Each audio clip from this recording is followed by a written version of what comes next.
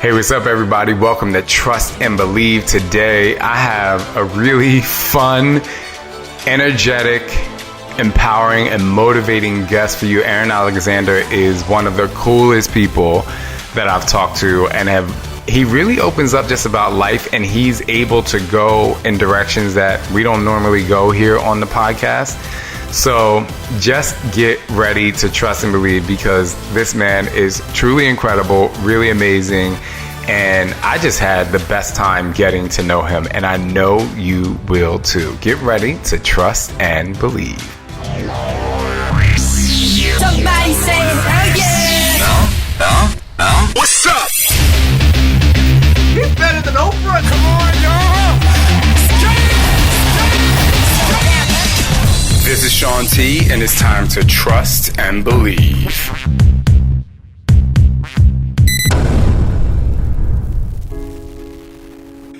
Man, you're freaking awesome.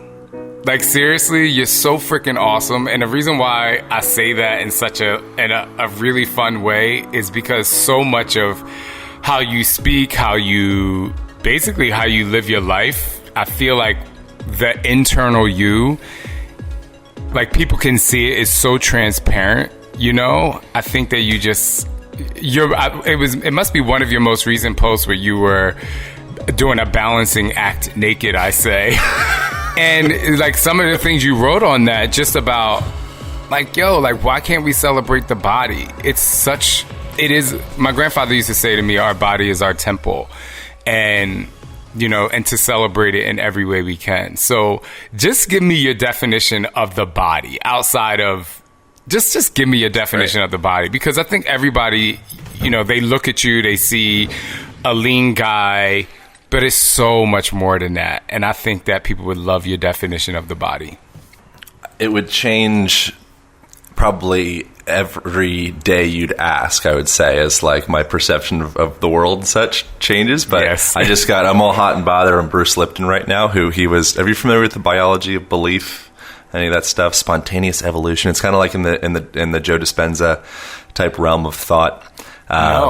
So I highly recommend people check out Bruce Lipton. He's a wonderful human being, and Biology of Belief was one of the first books that really shifted my perception away from just kind of muscle gains and, you know, eating all the supplements and getting all the superficial vanity markers, and going more into like this mind-body relationship, which I know that you're really enamored by as well, which is in large part why I'm really excited to talk to you. Yes. You know, and so that body, it's so much. It's your emotions, your thoughts, your feelings, all of that form and kind of play your physical structure. So you could say your body is in your mind and in your thoughts and your feelings and, you know, perceptions, your identity of yourself. You could say your body it's also played by the room that we're in right now.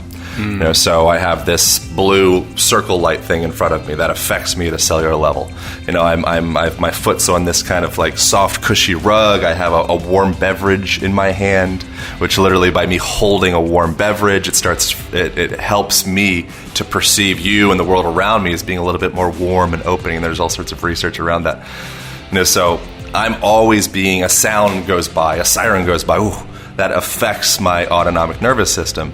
You know, so I know this is like a meta out there description of body, but I don't think that the body is isolated to like your skin bag. I think that your body it goes beyond that, and you could really depends on what mood I would say I'd be in on my definition of the body. The body might be like, one day it might be like biceps, lats. It's the body. Yeah. The next day it's like, it's the universe. But I think that what it sounds like you're saying, and what I believe in general, is the more present you are, the more you can celebrate the body. And it does change every day, because every day is different. I think a lot of times too, just when people talk about comparing their bodies to other people's bodies, I think that's where we get stuck in our own internal motivation of how to continue to succeed and accept your body, because we sometimes, and as you know, a lot of people constantly compare, like going to the gym, you know, seeing someone's before and after picture, instead of celebrating, wow, that person is doing A through Z to experience their body. A lot of times we think, well, why can't I have that? Or what can I do to get that? And I don't know how you feel about this, but I think we may be kind of similar when people have vision boards. I use that in quotes. And their vision board involves another person's body. I a lot of times feel that I'm setting myself up for failure, because I'm so focused on what you look like instead of what's happening in my life at this moment today, so that I can just make myself feel good. Yeah, well, we're always practicing we're not just only practicing our thoughts, but we're practicing the manner in which we think. So if you're always practicing a thought pattern that's such that I will be happy when, or I was doing an interview yesterday and they were talking about something with the language they're using. It was like, you need a restart, a reboot, so it's like you're going to go and do this retreat and you're going to get this reboot. And, as though your life starts in 3 weeks when you do that reboot. Right. So as long as you're in that patterning where it's like, okay, when I look like that other person that has nothing to do with my experience, unless we're all one body, all that stuff, but, totally separate, then I'll never actually arrive to that point. And so I think that it's really important to start the journey now. So if you're thinking like, okay, when I do that thing in 3 weeks, 3 months, whatever, like then it starts. It's like, no. Like you being at your house and feeling lazy or feeling tired or feeling aimless or feeling like, what am I doing with my life? It's like, that's your journey. Like you're in the thick of it. Like it's started. The game's on. So you don't need to wait and to delay. Okay, I'm going to go to India or I'm going to go to this far off place and do this retreat. It's like, no, you're in your retreat. So starting to change your perception of like, no, we're in it right now. I'm under construction right now as I'm communicating with you, Shaun. So from like a structural perspective, to like come back to ground, kind of like literally, it's a bit of a pun. Like I'm sitting on the ground as I'm doing this. That wasn't an intentional pun, but I'm sitting on the ground as we're doing this. And so I have a floor cushion underneath my bum, and so my hips are raised up. And as we're having this conversation, I'm able to mobilize my hips a little bit. I'm kind of able to shift my spine back and forth a bit, circulate some fluids, all the things. Because this is an opportunity. This isn't like, like work, I have to do this interview thing. So I'm going to go and kind of just martyr my body so that you can have my head for an hour. It's like, no, like full body, Shaun. We're here. I get all of Aaron. This is amazing. I'm here for it. And I get all of you. And that's the interesting. So this is the interesting thing is by me giving more of myself to you, I in return get more of you. And so, but if I show up with my whole body, the reason that humans are where we are today is our capacity for adaptation and communication. So when I'm communicating to you with my body, with my facial expressions, with my shoulders and my everything, the tone of my voice, the pacing of my language, it's literally massaging your nervous system to make you feel a certain way. And then that information gets fed back to me. It reaffirms the way that I feel, and now we're on this spinning ball of momentum that we call a conversation. And you you definitely experienced this before, and mind you, I'm only meeting you through the screen, but I'm feeling you in this ridiculous way. And for people out there who know me, some people call me a sort of empath, if you will, but I'm more of a connector of energy. I can feel it. I take it. When I walk into a room, I experience it and I digest it. I masticate it and I live in it. So I feel you on such a high level that it's crazy. And I'm so happy that you actually are comfortable with saying that, because I think that a lot of people would not be comfortable with saying to another male, you have all of my body right now. They would look at it in a way that's not, no, if we're here together and we're connecting, you do. And going back to what you said about, I'm going on this retreat in 3 weeks. It's similar to when people start a fitness journey, they say, I'm going to start on Monday. Yep. And one of the things that I do if I meet people in the grocery store and they say, I'm going to start on Monday, I say, no, you're going to start right now. I say, give me 5 squats, give me 5 jumping jacks. Why would you wait till Monday when you can literally take action on what's happening in your mind? So I just kind of love how all that fuses together, because it allows you in me to connect, or if I meet someone in the street, it allows you to connect immediately. Why wait? This world is so full of waiting, Yeah. Yeah. And so you can I love all of that. And you can, the starting point doesn't necessarily need to be as apparent as doing jumping jacks or push-ups or being like that guy that's doing downward facing dogs at a wedding and like stretching out their hips and whatnot. It's like, I'm just, mobilizing. I'm getting in my body, man. It's like there's other things you can do that also allow you to be like within the tribe. You don't necessarily always need to be that standout person to be healthy, even if the tribe seemingly statistically is kind of veering towards a suboptimal direction from a perspective of like obesity and diabetes and anxiety and depression and all of those things. Even within that society, because you don't necessarily, if you push too hard, you might end up becoming crucified. If you push too much against the trend of the way that the direction is going, it's like, it might work. Sometimes you get lucky and it does work. I think like Wim Hof is an example of that, where it's like I don't think he's getting crucified. He's made a difference. He's stood out. He's done his thing, and it's very weird, very different. But you might not be comfortable sitting up on your desk and going into a lotus position and huffing and puffing and dropping yourself in a freezer like during a business meeting. So something that you could do instead, but still tap into all of those same features as biological settings that you have within yourself, is you could start to play with the way that you use your vision, for example.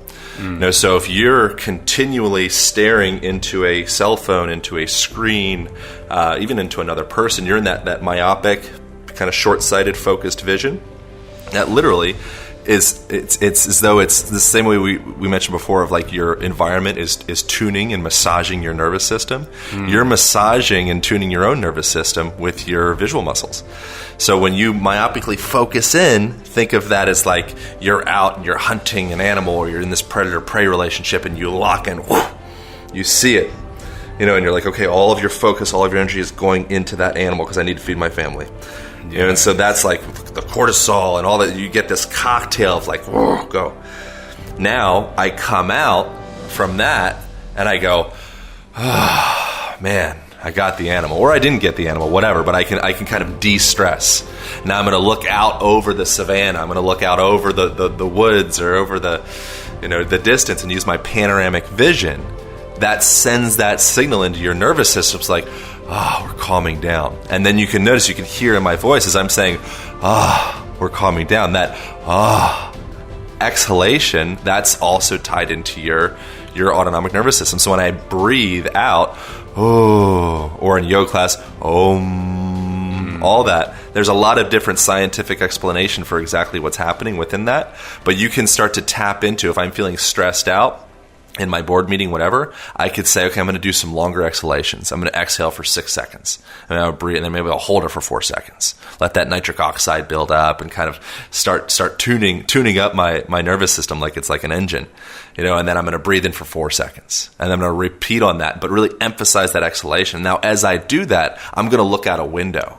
And now I'm gonna really take in the whole room, or maybe I'm gonna I'll shut up in a second. I promise. I know this is long-winded.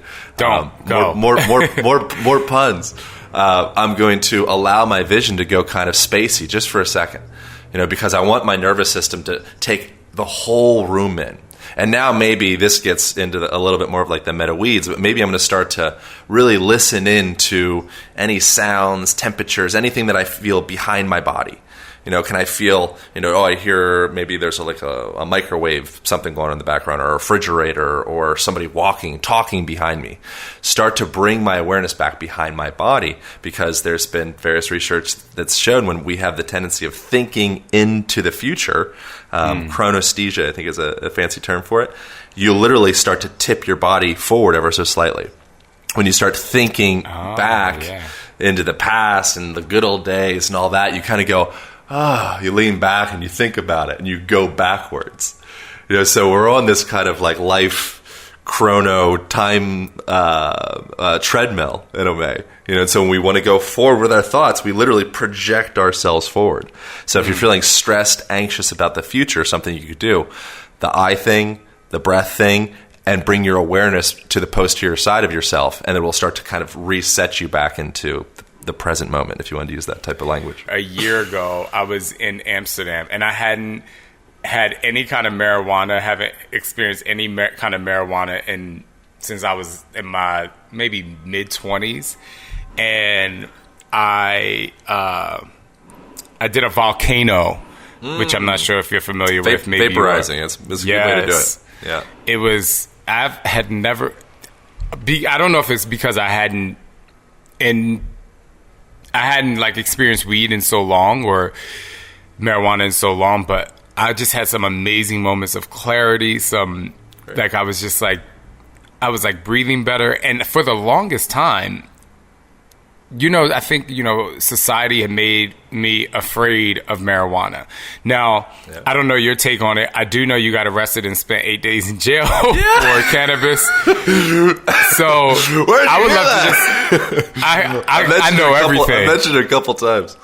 Listen, man, I don't miss a beat. Well, I think that's just something I wanted to talk to you about because it connects... it's just a sort of connection for me. And... I just wanted to talk, like, what is your take on it? How does it make you feel? What, like, what happened? Tell me the story. So the arrested thing, I just think I'm immensely grateful for the experience of that. So I was just in the wrong place at the wrong time. I was like some young hippie kid, not that young. I mean, I was probably like 24 or something like that. And I was on a rock climbing trip from Colorado to Canada, and then there was a a girlfriend that I had in California, and I was staying at this place nearby her place. I was going to meet up with her. I was there for literally 2 days, kind of like an in-between between places. And they were growing legal-ish marijuana. I think they were like a few plants over their 99 plant limit. And whatever. But on that property, just to be clear, they weren't doing anything crazy. On the property, on the fringes of it, they had something like several hundred acres. On the fringes, there was this Mexican cartel thing happening, which is very common. And it's really sad, actually, the way that it functions if you go into like the annals of the cartel. And, coming up in the United States and doing all the, creating cannabis. They had something like, it was like 7,000 plants. And so I essentially had the brilliant opportunity to get treated as though I was like this big, cartel, 7,000 plant growing mob boss person. And so I got like max security, cell block C or whatever with like people that murdered people and people that, for the most part, it was just a bunch of people that had drug addiction issues, and that was why I'm so grateful for that experience. Was one, I had the really amazing experience of getting to, they had like the shackles on and the whole thing. Go to court and people looking at you as though you're a criminal, and I'm looking at myself as though like I'm a criminal, you're like, that was the wrong rock climbing trip, and so it was amazing to see, one, how dehumanizing our criminal justice system is, and you go in and it's people that need help. It's misfits in culture. There's a few violent offenders in my limited experience that I had in this 8-day, process, but very few violent offenders. And for the most part, it's just people that really had rough childhoods. They were abused or they were left out or whatever it may have been, and they don't feel like they have options. And so to be able to kind of create greater empathy in myself for criminals and for, if I see a homeless person, I see myself. I don't see like, oh man, that sucks for you. I'm like, I'm not far from that. Like you have this illusion that like, oh, I'm so this and I've got these books and I went to college. I did. It's like, you're not far from it. Like that, and that's what we all experienced. I think maybe not all of us, but I experienced with this whole like the pandemic stuff and the Black Lives Matter and all that stuff. And it feels almost like the veil of this Western reality is starting to get thinner and thinner and thinner, and it feels like we're closer and closer to this point of like. There's been several times where I was like, I live in Los Angeles, and it's feeling as though we're close to it, just going like jungle mode. Where it's like, is that going to happen? Where it's just, cool, I need to eat. All right, get into the store, get food. Like I need to get here. Cool, like run that person over. There was an interesting moments where I was feeling like we're not that far from anarchy. We have the belief that everything's safe and I'm in America and everything is this Nerf reality. It's like, no. Like we're underneath that. We're a bunch of primates. And so it was very, I know, kind of like conflating two different No, ideas. I like it. I know we were talking about something else, and we can go back to that if you want, but I think that's a really important thing to talk about, because I think about that often in today's climate. I see what a lot of people say, and I'm like, wow. 3-4 years ago, I would say 5 years ago, like, there was no kind of talk. You didn't hear people thinking like that. It was like a one-off kind of like, that person is crazy. And now it definitely feels like, what is that movie? I don't even know if you would watch a movie like this. I love like thrillers and like kind of scary, crazy movies. The Purge. Have you seen The Purge? Okay, so The Purge is this movie.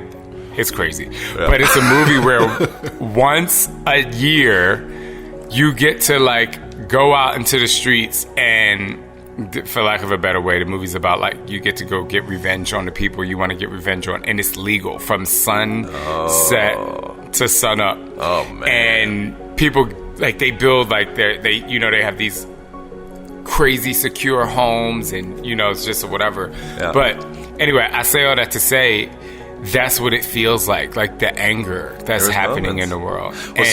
Go on. Sorry.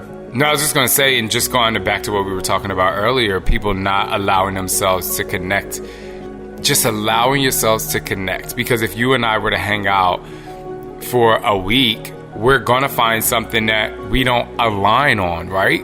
But because we're allowing ourselves to experience the other person, we're going to do less disagreeing and more feeling of why that person has that mentality or that opinion or whatever it is. So, but what were you going to say? Well, so the reason I was kind of converging two ideas there with, what was happening with all of the present kind of seeming chaos in the world. The reason I was saying that and tying that to the people that are homeless or people that are using drugs or people that are in these situations that don't seem really idealistic.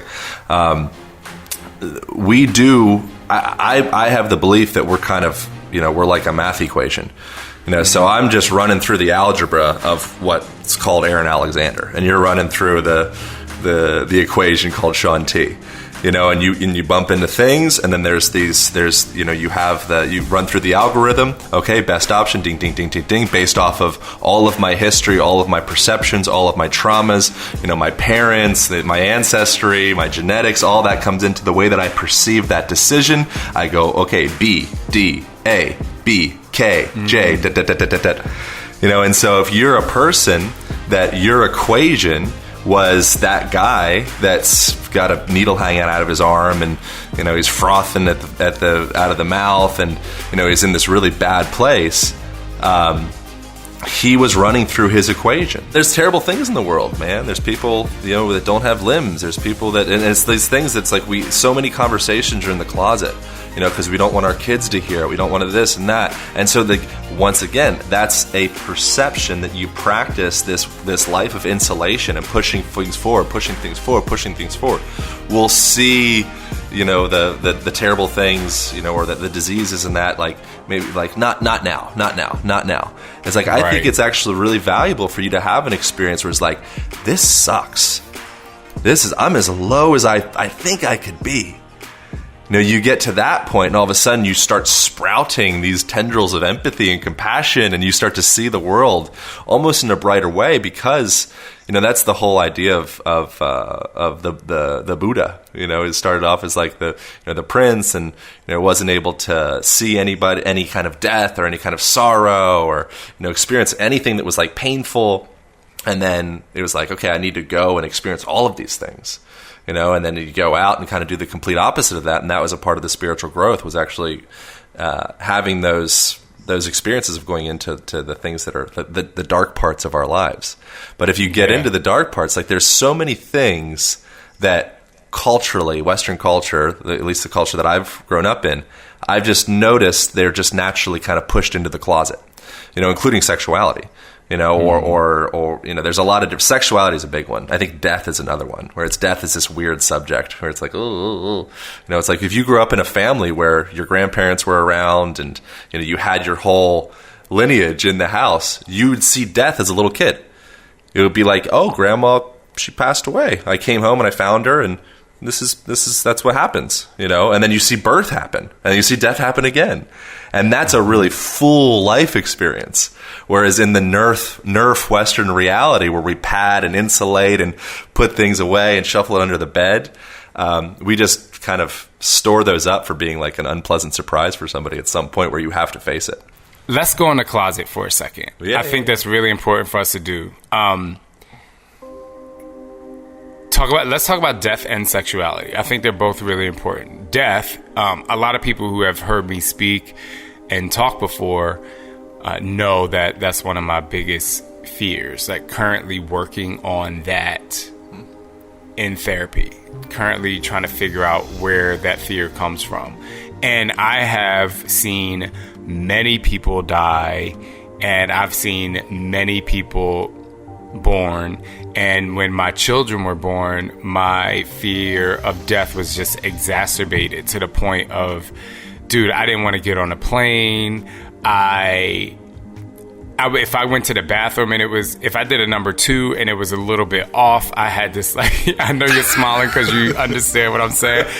You know, like the other day, you know, I had this like boil under my arm and it was hard, and I go to this like crazy place because I've seen so many people in my family die of cancer, and it was just like a terrible thing. So, I mean, I don't know how much experience you have in researching that, but what do you say to people who, you know, have that fear of death? I love how you just talked about how it gives you the full life experience and being able to say, well, this is what life is, but how do you handle people that have questions about that fear? I mean, this is certainly beyond my professional scope, but just as a friend. Yeah.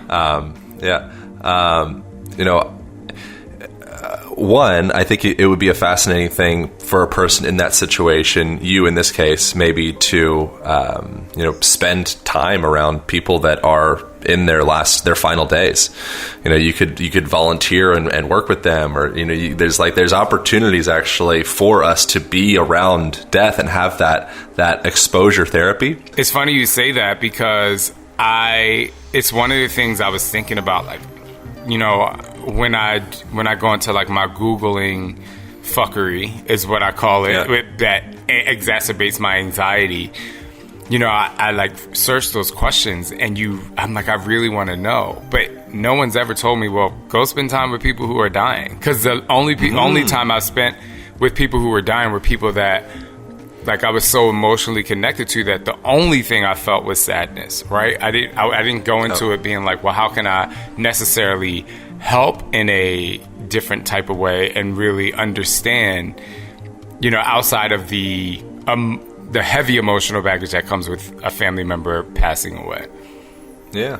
And then also I think from like a Stoic perspective, like, it's really healthy to reflect on your death. You know, and I don't think it's something to avoid. Mm-hmm. You know, I think it's like a great practice to wake up today and say, like, I mean, I think I might be like borderline, you know, overboard with it, but I think about my death. I'm not on a routine, but it's almost absolutely every day. You know, and it's like literally I'll just be like taking a poop. You know, I'm sitting there like, I could die any minute. I'm just like, I know. All right, jump in the shower. But you know, I love that you say that, because it's not odd. Like, I'm the same exact way. I don't know, maybe I think we probably handle it differently when that pops into the head. Like, for me, it gives me such a, like, my heart rate increases. Like, it just like, and I'm just like, no, like, just relax. Because I'll be having an amazing time, and I'll be like, you know, I'll always say, okay, I'm going to live to be 100 just because. But, you know, I lean forward, like you were talking about before. I'm like leaning forward into that time, and I'm like, yo, back up. Like, well, what particularly about death causes contraction in you? Like, what's scary? What's scary about it? The unknown of the final moments, and not afterlife as in heaven or hell, but like is it going to be painful? Like, am I going to go through some like ridiculous, crazy pain before it before I actually am at my final resting place, internally. Yeah. Because if I knew it was not painful at all and I was just basically going to go to sleep or whatever, I probably would be a little bit less stressed. In addition to, I'm married to my best friend. I have obviously kids, and when you think about not being with people you love, the emotion that comes up is, sadness because you'll miss them, right? But then I have to remind myself, I'm like, well, you're not going to miss them because you won't, you won't know. So it's all of these things, those type of things that just gives me so much anxiety. Have you ever had any experience with like holotropic breathing or any type of maybe shamanic ceremony stuff, DMTs or ayahuascas or anything like that? Has that ever come into your realm? No. Okay. Well, so there, in a sense, you could just go with the breath work direction. I do box breathing often. Yeah, but so something that's a little bit more disorienting of the ego, because you have this outside layer that we kind of convince ourselves is us. Right. So I'm going to reference Ram Dass probably way too much throughout this because he's kind of like my teacher, I guess you could say. That's fine, yeah. All of this stuff, yeah. And so one of the things that he's mentioned is that, that the ego self is who you think you are. And the soul is who you actually are. And so each day you live in this materialistic world that is doing its damnedest to prove and create evidence to you, Shaun, that you are your body, you are your bank account, you are your muscles, you are your supplements in your cabinet, you are all of these, your car, your house, you. You're saturated in this world that absolutely depends. It's structured for you to depend on that belief system. If that belief system starts to blur a little bit, then all of a sudden maybe you don't need to buy the updated cell phone or the updated car or have the best cologne or have the best shirt that's in style and all these different stories. And so I think that it's an interesting thing to start to kind of have some regular practice of some sort of checking in on, meditation could be a great thing. Just sitting with yourself long enough that chatter stuff starts to dissipate. And it could take a really long time. It could take 20 minutes, 30 minutes, an hour.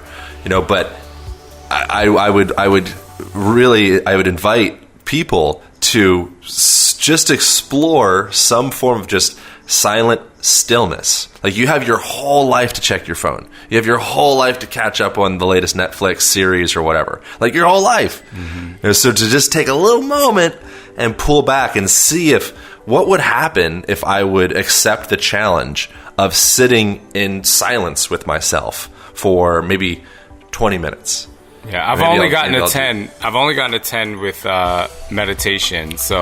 But it definitely, when I'm in an anxiety-ridden state, if you will, I can't. I mean, I would say I can't tell you how much it helps, but it helps so much. Huge, because all of those are they're little binds, and they hold on. They're they've got their little tentacles, and they grab onto you. And the more that you go into that belief system that this is all that I am, that's a scary, lonely position to be in. Very. But if you can start to, and I'm fully just in process with all this stuff, and I'm just, like I said, talking to you as a friend. By no means am I taking any guru-dumb, whatever. I'm accepting your friendship, so let's go. Okay, good. But I think it's an interesting idea to step out and look at what is the separation between my mother, my father, and me? Is there a separation there? Mm-hmm. What do you think? Are you a different person than your mom and your dad? Oh, first of all, I never met my father before, so okay. That's, and I know for a fact, as much as I love my mom and I look like her, we are completely different people. But think about it. If you think you are the sperm of I understand all the your identity and all that stuff, but from just like a nuts and bolts genetic material, biological, like the sperm, the egg comes together. At what point, is there a specific moment that all of a sudden I'm not my parents? Or is it, does it happen right during gestation? Does it happen at birth? Does it happen halfway through? Does it happen when I'm 18? I would say when the sperm meets the egg and the outer shell of the egg hardens, because at that point, nothing else can get in, and that's when the embryo really starts to produce and grow. And it happens it happens for a while, but over the course of the next 6 or 7 days, you go through these different stages and your cells start to divide and blastocyst takes place. And then you become this embryo. And the thing that's really amazing that I learned about embryology is that the way we had children, when the embryos were made, so I have these two little things right here. So if this is the egg and this is the sperm, right? Right, it goes in. But then once these two little things in a normal heterosexual relationship, if you will, that has no fertility issues, if you will, you never know if your embryo had to correct itself.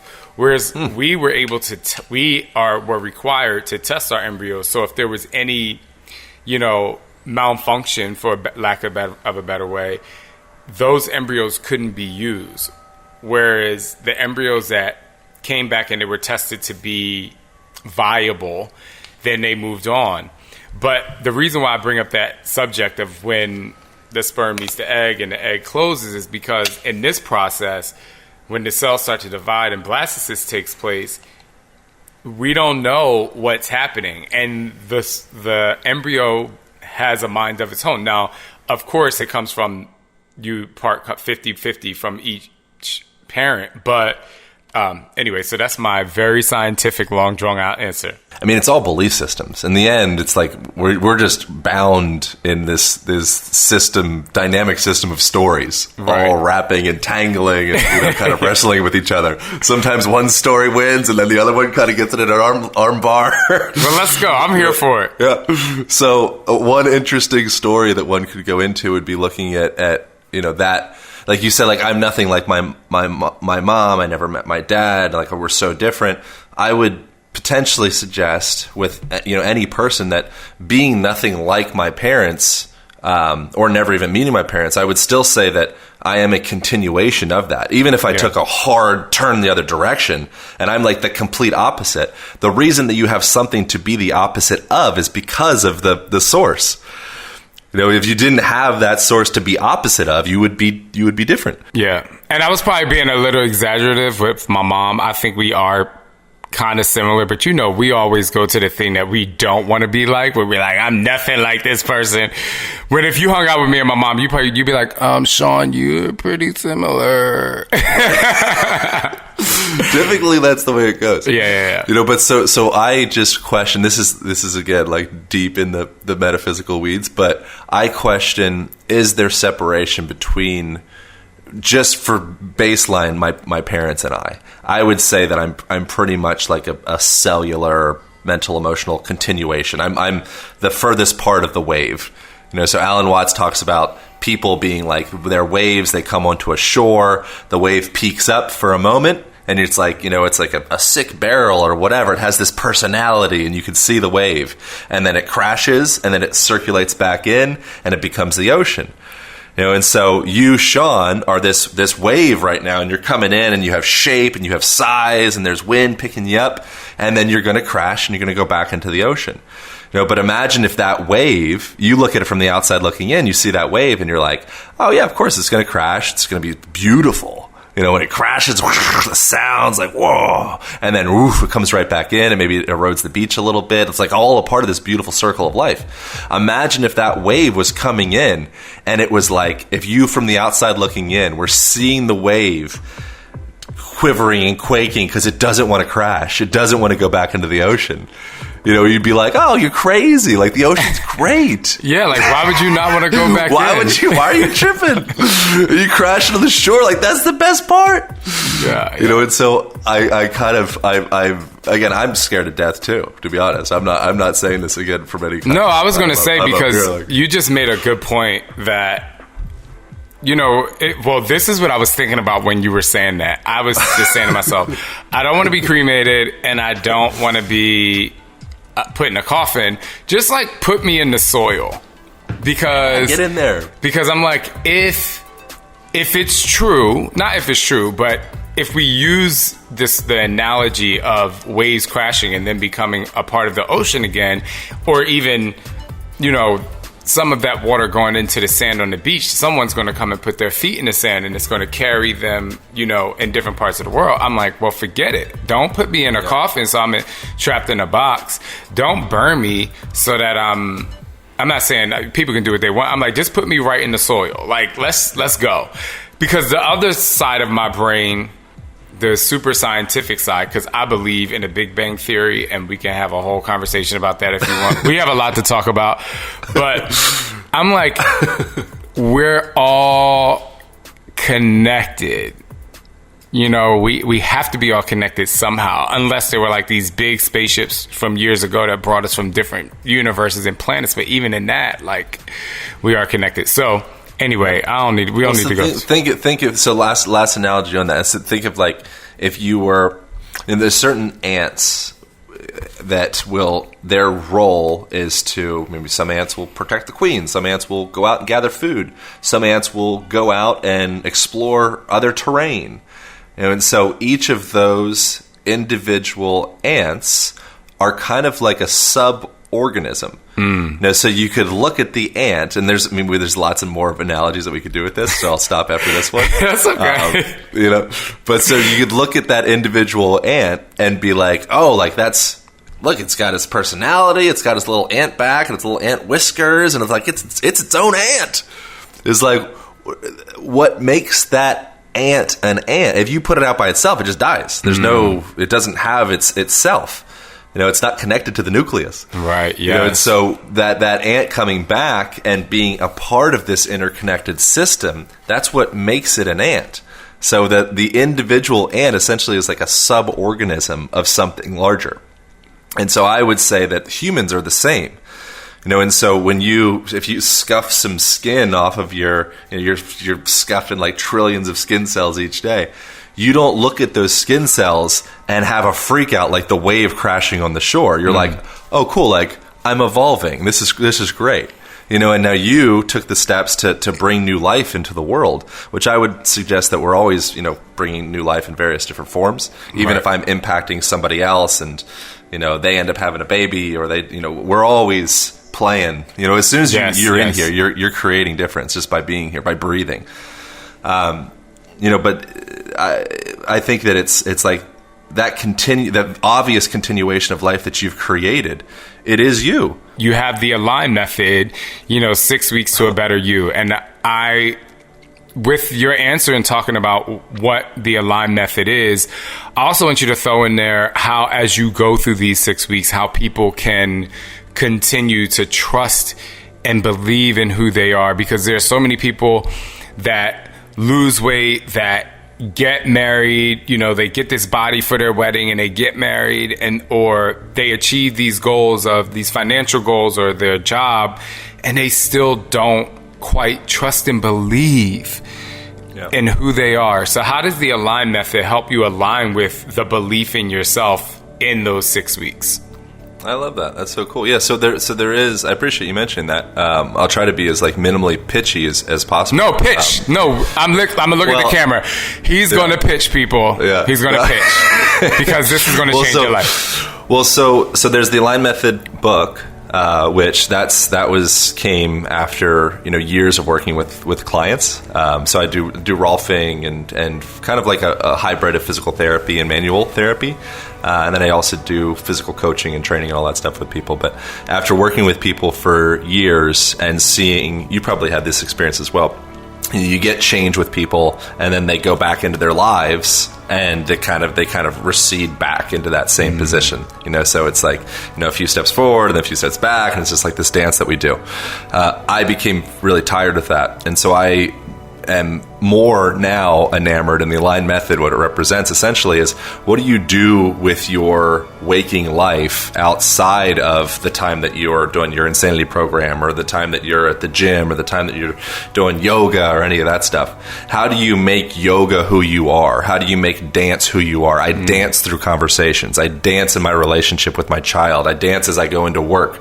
I don't need to be dancing with my arms swinging around and doing like pirouettes. I'm dancing with the tone. Come on, pirouettes. I'm glad. Well, pirouettes are good too. Whatever. I also say, when I first started playing tennis, to ease my mind, I used to say, dance with the ball. So then it's like, okay, cool. That sounds, once again, very like idyllic and meta, and like, that's great, but what does that even mean? What's the foundational principles, the nuts and bolts of how to actually structurally do that, and the how-to perspective? So I broke down in the online program is broken down into six weeks, where from week 1 to week 6 you get the fundamentals on how to drive your body, essentially. So I learned how to breathe in an effective way. Why didn't anybody ever teach me that? That I have access into stimulating my nervous system like I'm drinking a cup of coffee from the manner in which I breathe, and also down regulating so I can improve sleep and calm and rest and digest and all that stuff. Why didn't I learn that my eye muscles, the way that I use my vision, can also come back and tune my nervous system the same way? Why didn't I learn that my postural patterns could very likely be the difference between me creating that relationship with that girl or that guy, or getting that job, or increasing my level of neurochemistry to actually feel happy and well and supported and confident? Like, why didn't anybody ever teach me that?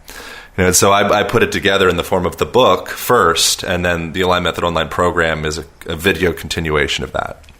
Cool. I like that picture. It's good. So I have one final question for you. Yeah. You might find this to be kind of odd, but because in the beginning of our conversation, you allowed me to really enter your space. So this random question. So how are you? I ebb and flow. How am I now? Right now, I feel very open. I feel very grateful. And that's where I'm at right now. I feel a little bit tired. I feel like I haven't slept as much as I would like. But I feel immensely like when I'm doing this with another person, it makes me feel like I'm a part of something bigger, and it makes me feel like I'm in this flow state, and I get to kind of purge this stuff out of my mind, and kind of going back into the old Rolodex and be like, oh, that was there and that was there. I feel vulnerable, and all those things that like makes you a vibrant human being. I think it kind of stacks up into like conversations like this. And I have a tendency of oscillating in and out of feeling kind of, and I'm okay, I'm in acceptance of this, of feeling kind of like disconnected, feeling kind of aimless, apathetic. What is the point of anything? Who freaking cares? Oh, great, I got more money, or more success, or less, or she broke up with me, or I got all of that stuff. It's like, I ebb and flow in and out of kind of like a little bit of like a nihilistic, apathetic type perspective on the world, into a deeply connected, open, voluminous, loving, warm, light type place. And I'm okay with that.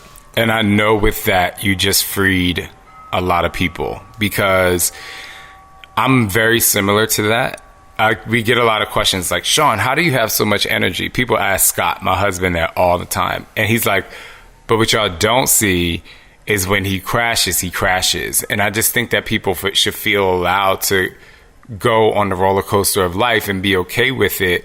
And because I can see people looking at you and experiencing you and using your energy because you give it freely and happily, and not really be concerned about, well, what happens on the other side, So I just wanted people to actually hear, how you feel all in 360 degrees of who you are. Because I think it's important to really learn about a person and to experience that full people say, wholesome, but I'm like, we can't really experience anybody in a full 360-degree way if we don't really understand where they're at on the opposite side, like the yin and the yang. So, can I ask, how are you?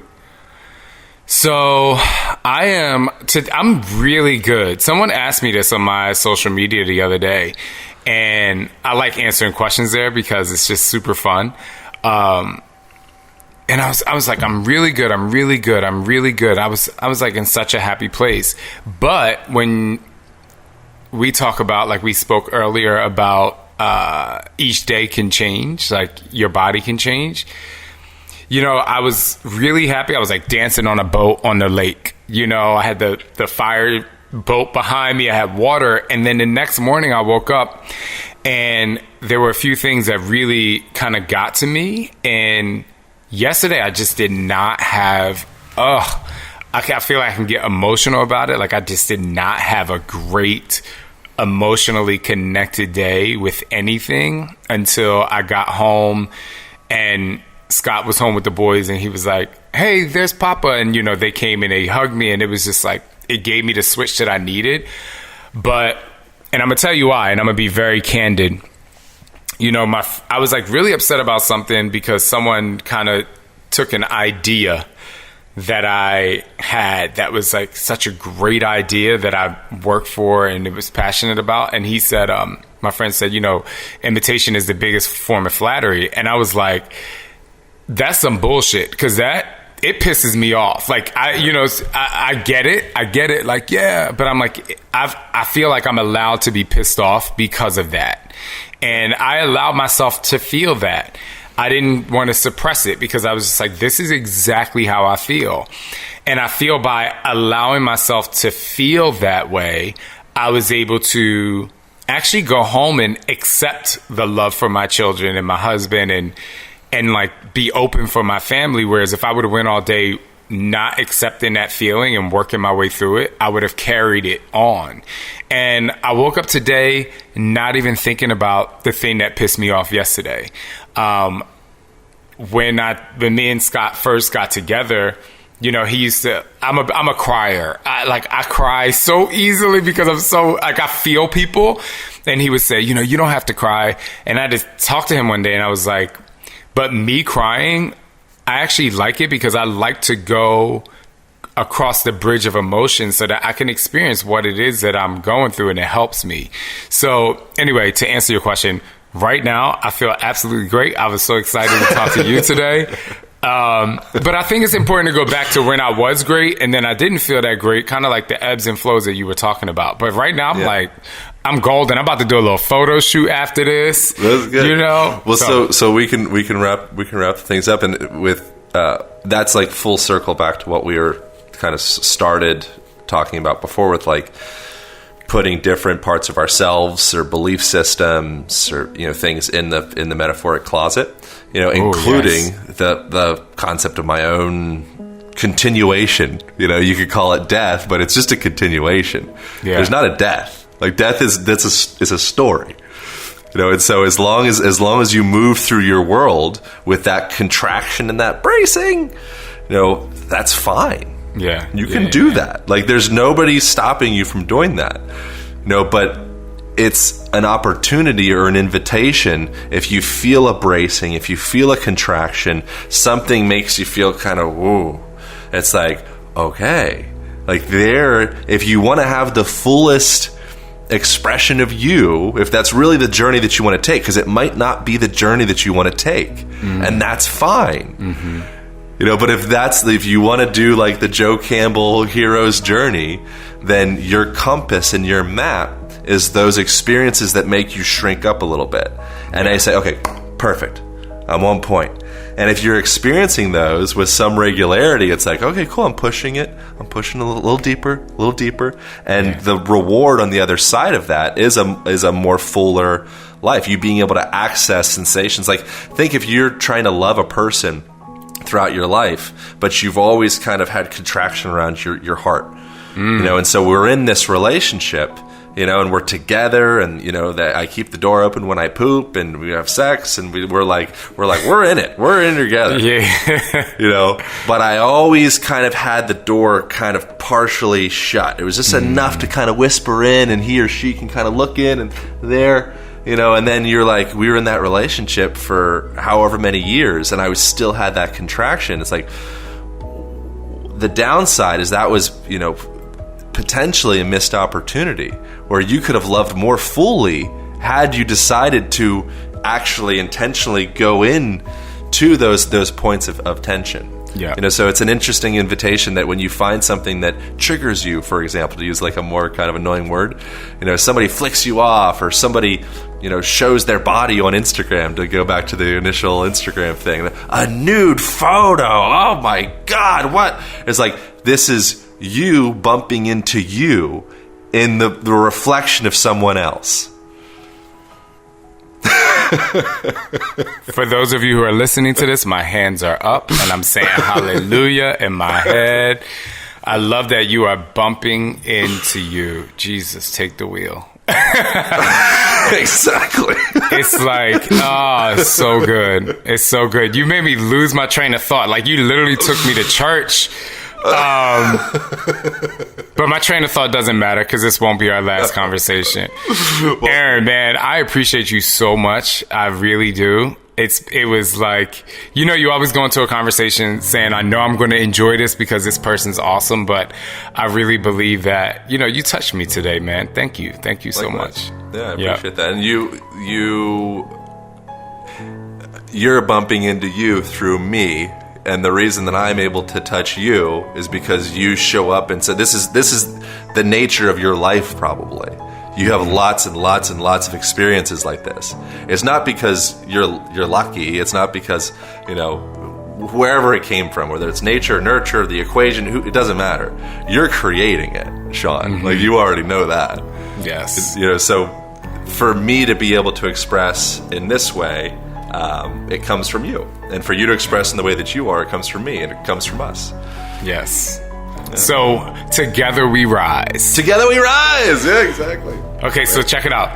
So, the way you were describing, kind of like that last thing we talked about, where, like, kind of how, like, the deeper you go, the more you can come out and, like, really enjoy what's happening. It's like it's like a life yoga class, because when you have that contraction in yoga and you don't want to, you hold back on going a little bit deeper into the pose, but then a couple weeks later when you kind of let yourself go, you're like, holy crap. Like, it's just like, it's kind of like that for people who maybe can't understand exactly what you were talking about. If you've ever done yoga, yoga, what I'm talking about. And then you really can go yoga is a life yoga practice. So like the 8 limbs of yoga, one of which is asana, physical movement.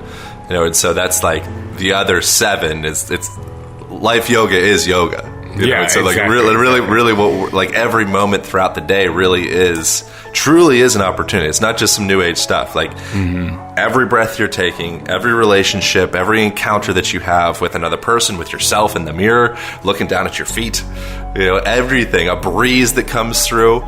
It's an opportunity, an invitation to sink yourself into that experience more, feel the breeze.